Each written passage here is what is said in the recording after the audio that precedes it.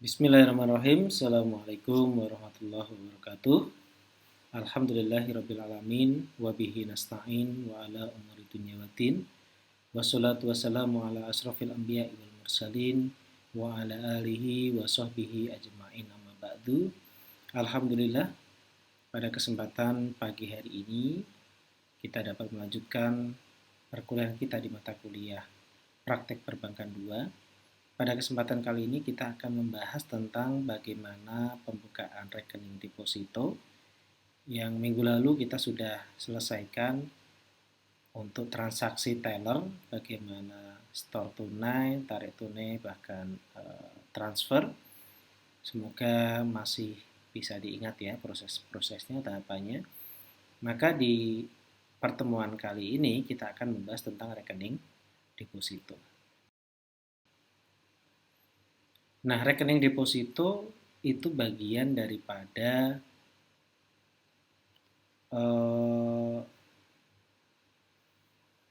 pendanaan yang ada di bank syariah. Selain di pertemuan sebelumnya kita sudah bahas tentang tabungan, maka di pertemuan kali ini deposito juga bagian daripada pendanaan. Tentunya bank syariah tidak akan bisa mendistribusikan pembiayaan kalaupun pendanaannya yang didapatkan tidak cukup, gitu ya. Rasionya tidak mencukupi untuk itu semua, tentu bank syariah akan kesulitan dalam pendistribusiannya kepada nasabah pembiayaan. Nah, itu terkait dengan deposito seperti itu. Pada pertemuan kali ini, capaian pembelajarannya apa? Mahasiswa diharapkan mampu mengoperasionalkan salam BRIS. Nah, karena di praktek perbankan 2 ini fokusnya memang lebih ke praktek penggunaan sistem. Berbeda dengan di praktek perbankan 1 di mana di situ adalah sikap, attitude, bagaimana kita menyambut nasabah dan lain sebagainya. Kalau di praktek perbankan 2 lebih ke penggunaan sistem salam BRIS. Nah, pada hari ini kita akan mempraktekkan bagaimana prosedurnya, bagaimana caranya ketika kita mau membuatkan rekening deposito ketika ada nasabah ingin membuka deposito di bank syariah yang kita nanti bekerja di sana. Mulai dari pembuatan CIF bagi yang nasabah baru, pembuatan rekening, pembukaan rekening deposito, hingga nanti ada di situ ada otorisasi yang perlu dilakukan. Karena itu bagian daripada mitigasi risiko yang sering saya sampaikan. Dalam pertemuan ini ada beberapa hal tadi ya, pendahuluan sudah saya jelaskan. Ada tentang deposito, nanti kita sedikit bahas lagi. Kemudian prosedur pembukaan rekening deposito, jadi seperti apa alurnya. Kemudian nanti ada kuis ya, kuis silahkan nanti dijawab di kolom komentar gitu. Yang bisa nanti silahkan sebutkan nama, NIM, nanti jawab. Semua boleh menjawab, meskipun sudah dijawab sama sebelumnya, jawab aja nggak apa-apa. Siapa cepat, kemudian siapa tepat, nah tentu nanti akan dapat poin tambahan gitu ya. Yang berikutnya adalah tugas, nanti penugasan setelah mata kuliah ini, pertemuan hari ini. Kemudian yang terakhir adalah penutup. Nah, kita perlu flashback kembali ya tentang operasional bank atau bank syariah. Operasional bank syariah itu ada nasabah, tentunya ini nasabah pendanaan ya. Nasabah yang punya uang, maka di sini dikatakan nasabah sebagai sohibul mal. Sementara bank dalam posisi ini dikatakan sebagai mudorib. Dia mengelola uang yang sudah dipercayakan nasabah kepada bank untuk didistribusikan atau dikembangkan sehingga nanti nasabah sohibul mal di sini pendanaan mendapatkan bagi hasil atas usaha yang sudah dikelola oleh bank.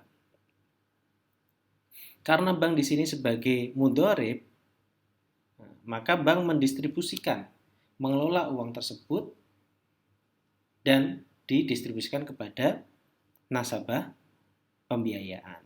Bisa untuk modal kerja maupun untuk pembelian kendaraan atau aset lainnya seperti mobil, motor, rumah dan sebagainya, itu bisa juga. Nah, di sini bank sebagai sohibul mal, karena bank yang memiliki dana. Bank sebagai sohibul mal dan nasabah di sini, nasabah pembiayaan, dia sebagai mudorib. Karena di sini nasabah pembiayaan untuk modal kerja, dia harus mengelola uangnya untuk bisnis usahanya yang nanti menghasilkan, dan hasil tersebut dibagi hasilkan kepada bank. Baru bank bisa membagi hasilkan kepada nasabah di pendanaan.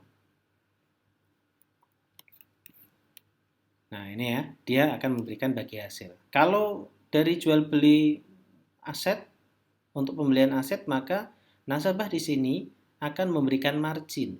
Nah, misalnya bank membeli mobil dengan harga 100 juta dijual kepada nasabah dengan harga 120 juta, maka margin 20 juta itulah yang menjadi keuntungan bank. Karena bank bisa mengambil keuntungan itu dari mana? Dari modal kerja yang sudah diberikan oleh si nasabah pendanaan. Maka bank wajib memberikan bagi hasil keuntungan, berbagi keuntungan kepada nasabah pendanaan. Atau di sini biasanya adalah nasabah-nasabah deposito yang kita akan bahas bagaimana secara sistemnya di Salambris. Nah ini sebagai brainstorming aja biar kita ingat bagaimana skema deposito itu. Nah, di antara pembiayaan, pendanaan yang ada di bank, itu ada giro, ada tabungan, ada deposito. Nah, sama bank dikelola dalam bentuk apa? Jual beli. Jual beli itu tadi seperti ada untuk beli mobil, motor, rumah, gitu ya. Kemudian juga berbentuk bagi hasil, kalau sifatnya adalah modal kerja. Yang ketiga, itu bisa berupa sewa. Sewa itu atau ujroh, atau jasa. Nah, bank itu kan punya jasa ya, jasa transfer, jasa mobile banking, jasa pembayaran token listrik, dan sebagainya. Dan jasa-jasa lainnya itu juga termasuk bentuk bank itu dalam mendistribusikan pendanaan yang sudah dipercayakan oleh nasabah-nasabah deposito. Dari jual beli, bank nasabah memberikan margin. Dari modal usaha, nasabah memberikan nisbah. Dari jasa, nasabah memberikan ujroh. Sama bank dikembalikan kepada nasabah giro berupa bonus atau yang sifatnya wadiah ya. Giro itu kan akadnya wadiah. Kemudian di tabungan ada tabungan yang pakainya wadiah, ada tabungan pakainya mudharabah. Kalau tabungannya itu wadiah, maka dapatnya adalah bonus. Tapi kalau tabungannya itu adalah bagi hasil, maka dapatnya nasabah adalah nisbah. Sementara untuk deposito, pasti semuanya adalah dapatnya nisbah. Nah ini tadi operasional yang ada di perbankan syariah. Masih ingat ya, ini perlu diingat kembali karena ini biar nanti ketika kita masuk di sistem kita tidak bingung gitu ya. Maka perlu untuk kita flashback kembali, brainstorming kembali terkait dengan sebenarnya ini mata kuliah sudah pernah dipelajari di semester-semester sebelumnya ya.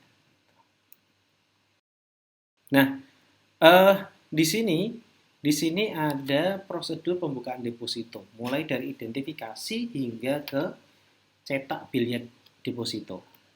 Yang pertama, sama seperti di pembukaan tabungan, CS perlu mengidentifikasi. Pastikan nasabah tersebut apa keperluannya, bagaimana kondisinya, sehingga kita sebagai CS bisa memberikan arahan sesuai dengan yang dibutuhkan. Nah, terlebih di sini kaitannya dengan pembukaan itu membutuhkan pembuatan CIF. Maka kalau dia nasabah baru, kita perlu buatkan CIF. Tapi kalau nasabah lama, nggak perlu kita buatkan CIF lagi. Karena nanti pasti akan ditolak oleh sistem. Nah, ini perlunya kita mengidentifikasi nasabah itu adalah untuk mengetahui dia nasabah baru atau nasabah lama. Kalau nasabah baru, kita buatkan CIF. Seperti di pertemuan sebelumnya kita sudah pernah bahas ya bagaimana pembuatan CIF. Kalau nasabah lama, kita tinggal cari di inquiry nasabah itu, kita cari by name atau by NIK atau by kartu apapun lah gitu ya, nomor identitas.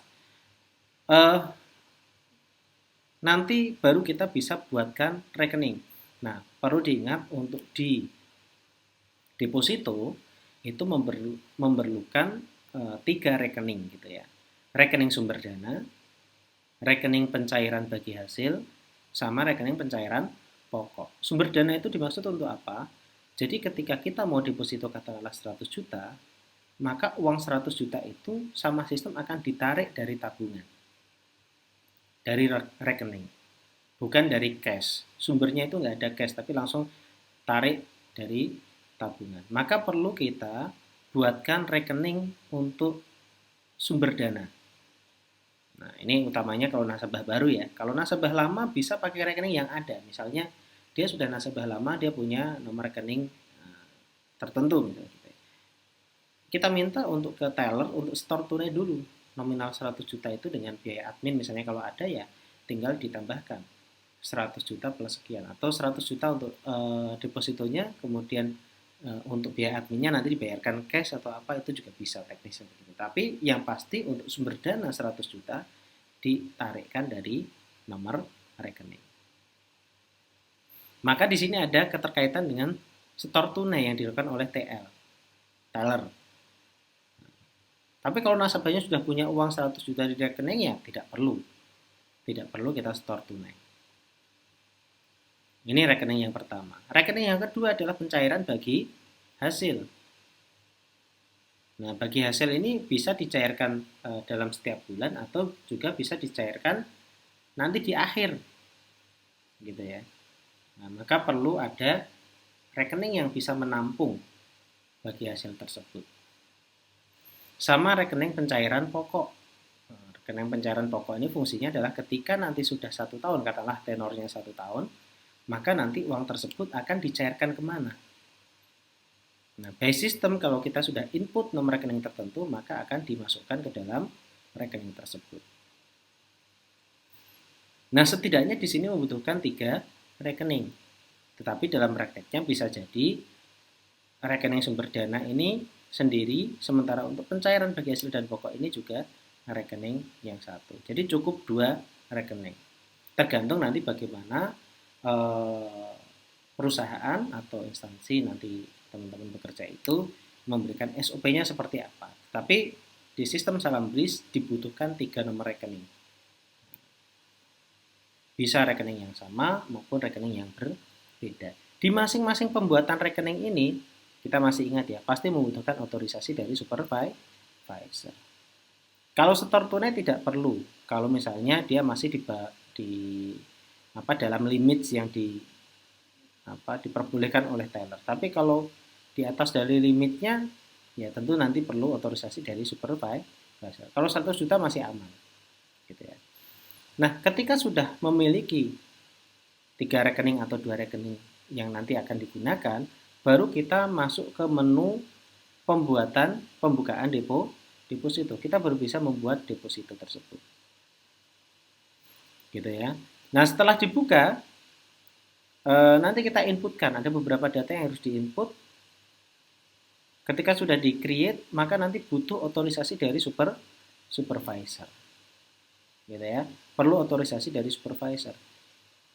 Nah, nanti ketika sudah diotorisasi sama supervisor, maka rekening depositonya sudah aktif. Dan kita CS bisa mencetakkan bilet deposito, yang itu sebagai bukti bahwasanya nasabah punya deposito di bank tersebut.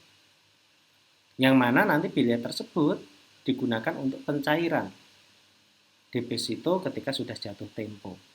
Atau kita melakukan break deposito dengan membawa bilet deposito.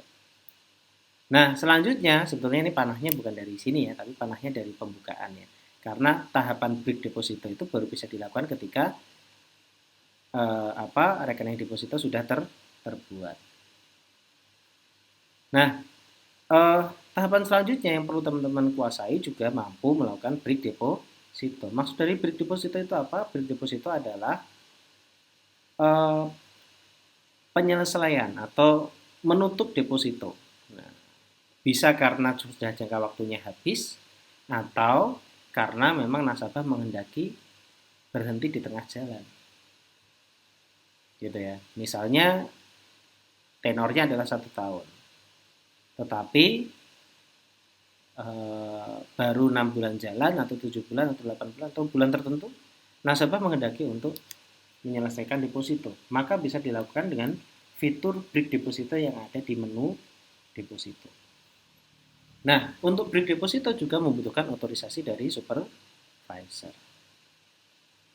Namun untuk di break deposito tidak perlu cetak biljet, karena apa? Yang ada malah nasabah membawa biljet dan diserahkan kembali kepada bank, yang itu ditukar dalam nominal uang, pencairan uang. Nah, gitu ya, alurnya begitu, bisa dipahami ya semoga ya. Nah, nanti untuk lebih detailnya kita akan melihat satu persatu videonya. Saya akan sampaikan dari mulai pembuatan CIF ya, tapi namun kalau teman-teman sudah menguasai, nanti bisa di skip ke tahapan yang teman-teman belum kuasai. Silahkan masukkan menggunakan akun yang sudah dimiliki. Misalnya dengan akun CS ya, CSA5 misalnya. Nah, kemudian di sini akan ada menu pembuatan CIF. Bisa silahkan diklik di sini, di bagian sini. Kemudian ini bisa diisi, disesuaikan dengan formulir yang telah diisikan oleh nasabah sebelumnya. Dipastikan isiannya sudah tepat, sudah sesuai, mulai dari kartu identitas, nama sesuai identitas, tempat tanggal lahir, dan semuanya ini diisi. Utamanya yang ada bintangnya ini artinya wajib diisi, sementara yang tidak ada RT RW meskipun tidak wajib tetapi sebaiknya di input, dimasukkan gitu ya datanya selengkapnya. Pada bagian di sumber pendanaan ini sama jenis pekerjaan, ini juga dipastikan sudah terisi semua karena ini bagian juga dari monitoring bank agar bisa mengidentifikasi apakah transaksi yang dilakukan oleh nasabah pada hari-hari berikutnya tidak ada yang ganjil, artinya tidak ada transaksi yang mencurigakan. Misalnya dikatakan PNS dengan gaji UMR, katakanlah begitu, tetapi di transferannya itu ada nominal yang sampai ratusan juta bahkan miliaran. Nah, itu akan menjadi catatan khusus, maka harus dipastikan sumber ini diyakinkan kepada nasabah bahwasanya pengisiannya sudah sesuai. Jika sudah, maka nanti bisa diklik buat CIF misalnya ya. Nah, kita inputkan.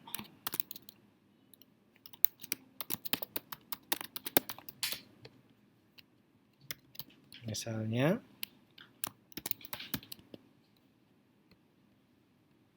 dipastikan usianya sudah 17 tahun, jadi kita pilih aja kelahiran 61 nggak apa-apa. Pria, nama ibu.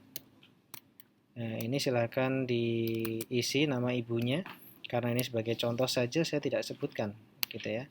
Status nasabah menikah, kewarganegaraan kependudukan Indonesia, alamatnya Jalan Maju Mundur, RT RW-nya diisikan RT 1, RW 1 misalnya, desa atau kelurahan Ngalian, kecamatan Ngalian juga, provinsi Jawa Tengah disesuaikan isiannya. Nah, ini masuknya kota Semarang, Semarang kota.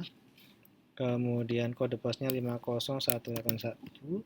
Kode area ini 024 Semarang ya. Nomor telepon rumah nggak ada, 0. Telepon seluler 0857. Nah, misalnya ini nomor telepon saya. Kemudian zaki.fuadi@gmail.com. Kemudian PNS gaji penghasilan per bulan 1 sampai 10 juta, nilai normalnya sama 1 sampai 10 juta, maksimal per kali kurang dari 10 kali. Account officernya silahkan dipilih AO1 atau 2 dan sebagainya. Jika sudah diisi semua, ini klik buat CIF. Maka pembuatan CIF sudah berhasil. Setelah nasabah bank lama, kita bisa mencarinya menggunakan inquiry CIF. Nah, di sini ya, ketikkan nama dari nasabah tersebut, Nasrul. Misalnya nasabahnya ada 2 nama Nasrul, mana yang kita gunakan? Nah, katakanlah ini. Nah, inilah CIF, nomor CIF yang sudah dimiliki oleh si nasabah lama. Sehingga ketika kita mau membuka rekening untuk nasabah atas nama Nasrul Fahmi di CIF yang ini, yang Jalan Munjur ini, maka kita tinggal kopikan nomor CIF-nya dan kita masukkan di menu selanjutnya. Nah, itu untuk ketika nasabah itu adalah nasabah lama. Oke, kita lanjutkan di sesi berikutnya. Untuk pembuatan rekening, untuk nasabah baru, pembuatan rekeningnya bisa langsung klik di menu sini. Nah, nanti akan diarahkan, atau kalau misalnya dia adalah nasabah yang lama, kita bisa cari seperti tadi di inquiry yang sebelumnya, di proses sebelumnya ketika nasabah lama. Lalu kita bisa klik pembukaan rekening di sini. Kemudian pilih tabungan yang dituju, masukkan CIF dari nasabah tersebut. Kemudian kita cek CIF-nya, pilih tujuannya apa, untuk transaksi via bank, menyimpan dana, pembayaran gaji, dan sebagainya. Nah, nanti kita sesuaikan, katakanlah untuk pembayaran gaji, munculkan zakat jika memang nasabah membutuhkan atau menghendaki rekeningnya akan dipotong pajak setiap bulannya. Kalau enggak, dibiarkan kosong. Kalau ada, tinggal diklik 1.2.5 seperti ini ya. Nah, ini katakanlah kita kosong dulu ya. Kemudian klik buka rekening. Nah, sampai di sini tahap pembuatan rekening belum berhasil ya, karena memang membutuhkan otorisasi dari SPV. Untuk otorisasi pembukaan rekening, maka kita harus masuk menggunakan akun SPV.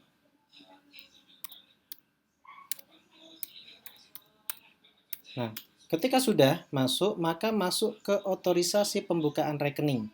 Nah, di sini masuk, klik menu di sini, otorisasi pembukaan rekening, cari nama dari nasabah tadi. Nah, ini Nasrul Fahmi, ini perlu diotorisasi. Maka supervisor perlu memastikan apakah betul isian data yang diberikan ini sudah sesuai. Kalau belum, maka supervisor punya wewenang untuk menghapus. Namun jika sudah sesuai, silahkan diklik otorisasi, kemudian klik OK. Nah, sampai di sini tabungan atas nama yang bersangkutan sudah bisa digunakan. Pembuatan rekening deposito, jadi ketika sudah dipastikan sudah memiliki 3 rekening, rekening setoran awal, kemudian rekening pencairan bagi hasil maupun rekening pencairan pokok, maka langkah selanjutnya adalah pembuatan deposito. Masuk ke menu pembukaan deposito. Sebelumnya masukkan CIF. Kalau lupa CIF-nya, bisa kembali ke inquiry. Inquiry itu kalau CS bisa untuk mencari ini ya, nomor rekeningnya. Nah, katakanlah nanti rekeningnya mestinya nanti di sini ada 3 ya. Rekening untuk pembukaan, rekening untuk dan sebagainya, ada 3 tadi. Ini sebagai contoh saya ambil satu saja, di deposito, pembukaan deposito, masukkan, kemudian klik cek CIF. Oh sorry, mohon maaf. Yang di copy adalah ini ya, CIF-nya. Ini bisa dibuka di new tab aja nggak apa-apa, biar kita bisa tahu nanti nomor rekeningnya berapa. Kemudian ini di pembukaan deposito, masukkan CIF-nya. Nah, ini CIF-nya yang ini. Kita copy, kita masukkan di sini. Cek sampai muncul nama kita. Nominal pokoknya depositonya berapa? 100 juta misalnya.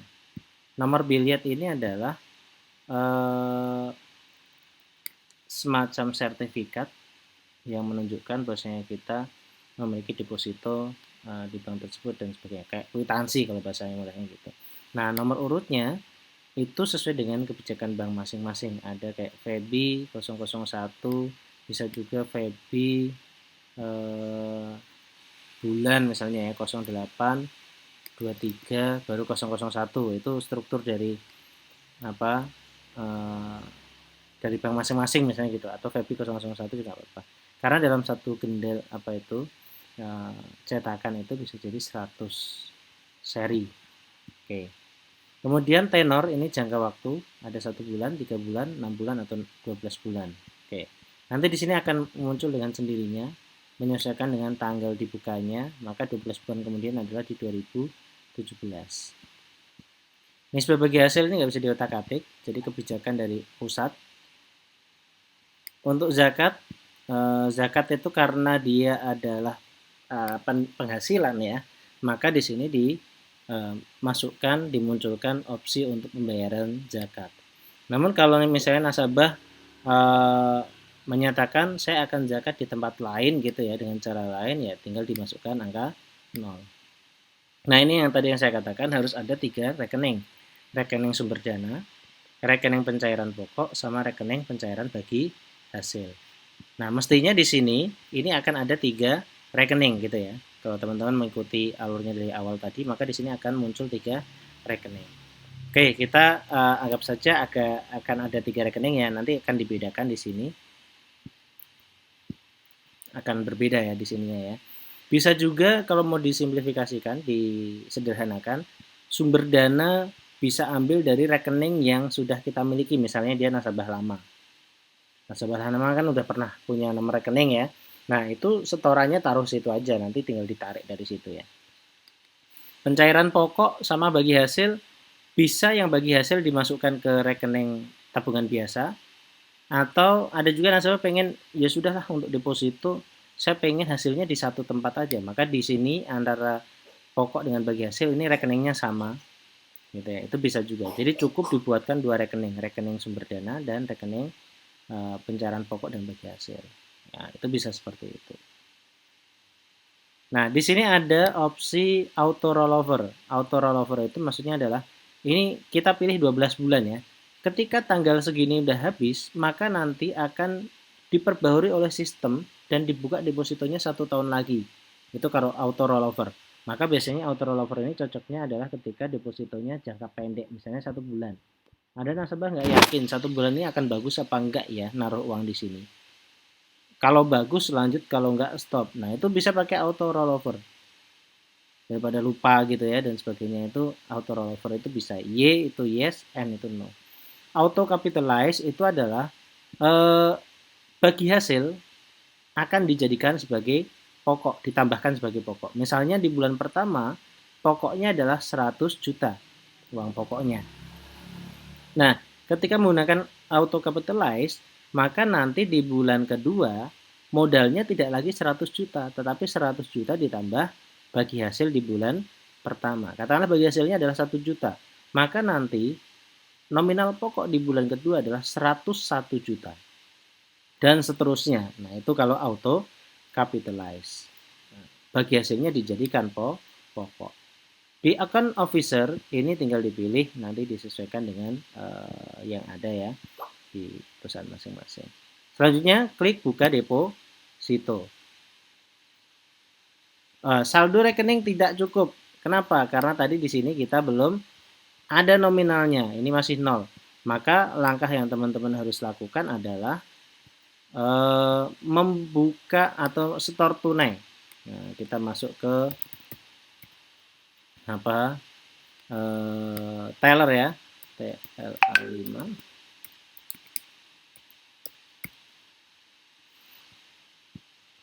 Nah, awal hari ini nggak bisa, maka harus dibuka dulu sama SPV.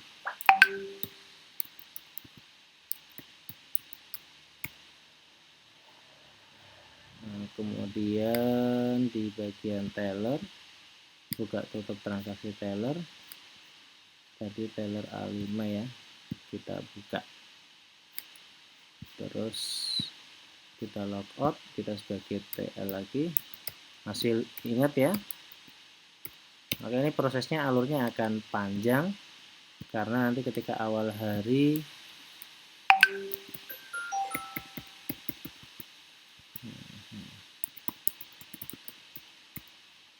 nah ini butuh otorisasi SPV lagi, kita masuk ke SPV lagi.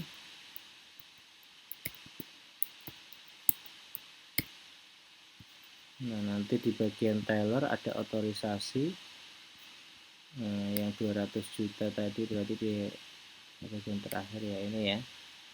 Casteller ini awal hari otorisasi. Oke. Kita logout kembali ke TL lagi.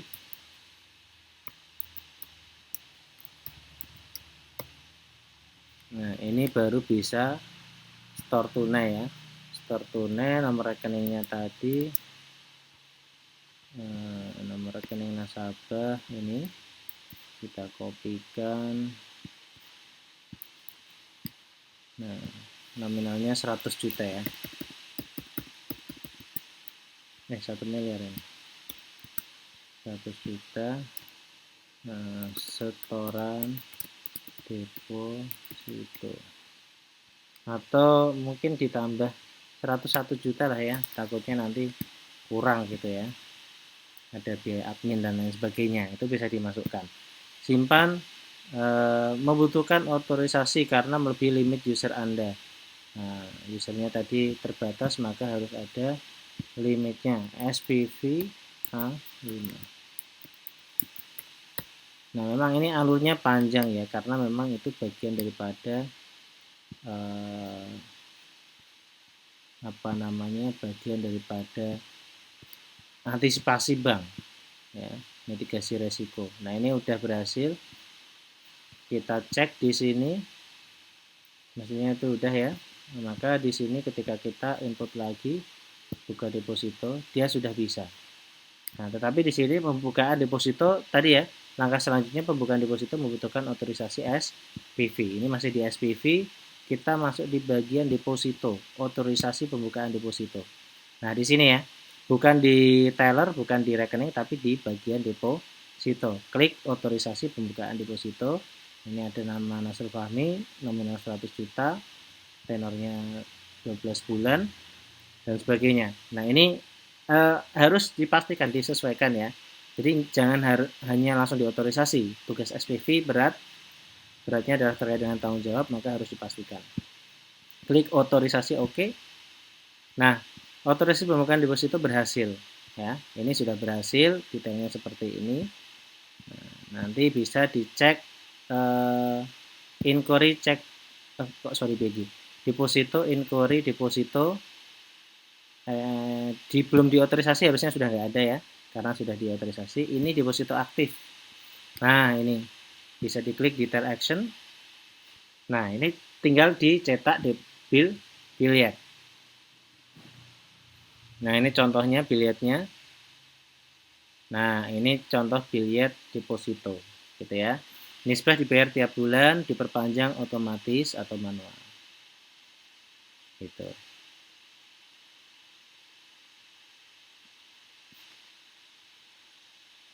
Nah, ini untuk pembukaan deposito. Terima kasih. Tahapan break deposito atau mengakhiri deposito itu bisa dari menu inquiry ya. Inquiry deposito, ini ya, deposito aktif. Kemudian cari namanya, karena cuma satu ya, tinggal berarti ini namanya. Diklik detail and action atau or action. Nah, ini bisa diklik break. Bisa nggak ya? Oh, ternyata menunya tidak aktif ya. Jadi tidak perlu menggunakan ini dulu, nanti saya perbaiki dulu. Nah, yang perlu dipastikan adalah ini, nomor depositonya kita catat dulu, kita copy, masuk ke deposito, kemudian ada break deposito, masukkan rekening deposito di sini, cek deposito. Nah, ini akan ada muncul seperti ini. Nah, ya kan? Nah, sebelum itu saya pengen nunjukin teman-teman di portofolio ketika dia sudah punya deposito, maka nanti tampilannya akan berbeda ya. Di bawah itu akan ada, nah, deposito mudharabah juga. Jadi rekening yang 3 tadi itu berbeda dengan rekening deposito yang kita buat terakhir tadi. Nah, ini muncul saldonya 100 juta karena baru 1 bulan jalan, belum 2 bulan dan seterusnya. Maka dia tidak bertambah. Gitu ya. Oke, kembali ke break deposito atau penutupan deposito, kita masuk di menu sini. Paste lagi tadi, rekening deposito ya, bukan rekening tabungan atau yang lainnya, rekening deposito. Nanti akan muncul nomor CIF, nama kita, nomor billetnya tadi 001, tanggal kemudian nominal pokoknya, biaya tutupnya. Nah, tutup deposito masing-masing bank punya kebijakan. Apakah diterapkan biaya tertentu atau tidak. Katakanlah ada biaya 100.000, maka nominal yang bisa dicairkan adalah 100 juta dikurangi 100.000 atau 99.900.000. Rekening pencairan pokok ini sesuai yang kita tuliskan di awal tadi. Berarti nanti dia akan masuk ke sini, rekening ini. Ini misalnya kita refresh dulu ya. Rekeningnya ini masih 1 juta ya nominalnya ya.